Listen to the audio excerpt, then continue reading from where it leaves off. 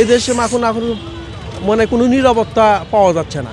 সন্ত্রাসীরা কোন দিক দিয়ে আসে যে হামলা চালাবে এটা তো বলা যাচ্ছে না, আমরা আতঙ্কের ভিতরে আছি। সেনাবাহিনী যেভাবে নিরাপত্তা দিচ্ছিল মাঝে মধ্যে, সেটা তো আর হচ্ছে না। সেনাবাহিনী তো আর দিচ্ছে না সেই নিরাপত্তাটা। এটা পুরাতন কালচার শুরু হয়ে গেছে দেশের মধ্যে। আবার গাড়ি না চালালে পেটে ভাত দেয় না, ওই জন্যই আসি।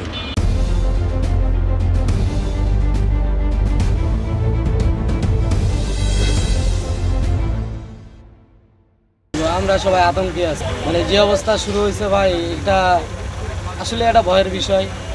এখানে বলার মতো কিছু নাই। যদিও বা আমরা অনেক মানে চলি, সতর্ক হয়ে চলি, তারপরেও কখন কোন দিক থেকে কি হয় না হয় এগুলো বলা যায় না।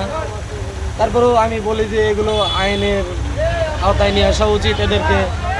যেহেতু আমরা সারাদিন রাত দিন 24 ঘন্টা আমরা থাকি রাস্তায়, মানে কোন দিক থেকে কি হয় না হয় এগুলো তার বলে আসে না।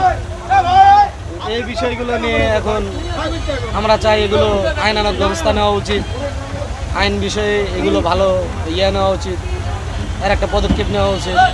এটা তো আমরা সবাই তো আতঙ্কিত থাকি। এটা তো মানে প্ল্যান করে হ্যাঁ, হুট করে মনে করেন যে আপনার এই আগুনটা দেওয়া হয় এবং পরিকল্পিতভাবে আগুনটা দেওয়া হয়। হ্যাঁ, তো এই দেশের মানুষ মানে আমার পক্ষ থেকে আমি বলি যে আমরা খুব চিন্তিত থাকি, কোথায় কোন ধরনের আমার ছেলে মেয়েরা থাকে, কোথায় কি হবে, এটা আমরা সব সময় আমরা একটা চিন্তার মধ্যে থাকি।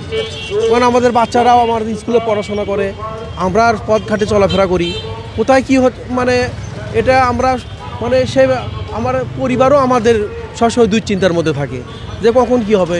পথ চলা তো কঠিন হয়ে যাচ্ছে। যেখানে সেখানে বাসে আগুন দিচ্ছে, যেখানে সেখানে আপনি চিন্তায় রাহাজানি সব কিছু হচ্ছে। বাংলাদেশের প্রথম ইমিউনিটি বুস্টার সমৃদ্ধ ফ্যান্টাস্টিক হ্যাপি এনার্জি বিস্কিট। এই দেশে এখন এখন মানে কোনো নিরাপত্তা পাওয়া যাচ্ছে না, নিরাপত্তাহীনতা আমরা ভুগতেছি। এখন যারা বর্তমান সরকারি যারা ইন্টিরিয়াম সরকার আছে, তারা এটা সঠিকভাবে যদি দায়িত্ব পালন করে, সঠিকভাবে যদি এখানে প্রশাসনিক কাঠামো ঠিক রাখে, তাহলে হয়তো এখান থেকে কিছুটা উদ্ধার পাওয়া যাবে। হ্যাঁ, আমি আমার প্রধান উপদেষ্টা সহ সকল রাজনীতি নেতৃবৃন্দর প্রতি আমি দৃষ্টি আকর্ষণ করে বলছি যে তারা যেন এটাকে যেন প্রতিরোধ করে, এখান থেকে যেন মুক্তি দেয় আমাদের। আমাদের মালিকটা বলছে, সকালে বললো মনে করেন গাড়ির মধ্যে একজন করে থাকতে বলছে, আবার মনে করেন গাড়ি ছুঁয়ে কোনো জায়গায় না যাবার বলছে, গাড়ি না চালালে পেটে ভাত দেয় না, ওই জন্যই আসি। হাত দিয়ে বসে থাকলাম নি, ভয়ই তো লাগে। এক ভাই মরে যাওয়া মানে কি সবাই, ওরাও তো আমাদের ভাই। তো ভাই নিরাপত্তা এই সরকার যেভাবে দিচ্ছে, এভাবে নিরাপত্তা দেওয়া মানুষের পক্ষে নিরাপদ না। সরকার যখন গঠন হবে তখনই নিরাপত্তাটা মানুষ থাকতে পারবে। এভাবে নিরাপত্তা দেওয়া তো ঠিক না, নিরাপত্তা আরও কঠিন হতে হবে। সেনাবাহিনী যেভাবে নিরাপত্তা দিচ্ছিল মাঝে মধ্যে, সেটা তো আর হচ্ছে না। সেনাবাহিনী তো আর দিচ্ছে না সেই নিরাপত্তাটা। বাসে আগুন দেওয়া, ককটেল হামলা এগুলো ঠিক না। এগুলোতে মানুষের ক্ষতি, পাবলিকের ক্ষতি হচ্ছে, জনগণের ক্ষতি হচ্ছে, সবারই ক্ষতি। এগুলো বাসের আগুন দেওয়া, ককটেল দেওয়া সবারই ক্ষতি। মানুষ পুড়ে যাচ্ছে, সম্পদ নষ্ট হচ্ছে। এগুলো কে দেবে? সরকার দেবে? সরকার দায় নেবে? আমরা এটা সবসময় যদি আতঙ্কতার মধ্যে আছি, গাড়ি ঘোড়া চালাচ্ছি খুব ভয়ে। কারণ এর সন্ত্রাসীরা কোন দিক দিয়ে আসে যে হামলা চালাবে এটা তো বলা যাচ্ছে না, আমরা আতঙ্কের ভিতরে আছি। এভাবে আমরা গাড়ি চালাচ্ছি। আর কী করবো, গরিব মানুষ, গাড়ি না চালাতে তো হবে না।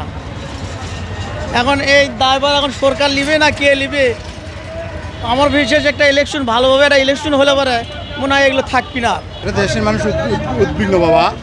এটা পুরাতন কালচার শুরু হয়ে গেছে দেশের মধ্যে। আবার আওয়ামী লীগ ফ্যাসিস্ট সরকারের আমলে যে ঘটনা হয়েছিল, এখনও সেটা পুনরাবৃত্তি হচ্ছে। এটা দৃশ্যমান হয়ে যাচ্ছে। দেশের মধ্যে নাশকতা, দেশের মানুষ অশান্তিতে আছে, দেশের মানুষ নিরাপত্তা উদ্বিগ্নতার মধ্যে আছে।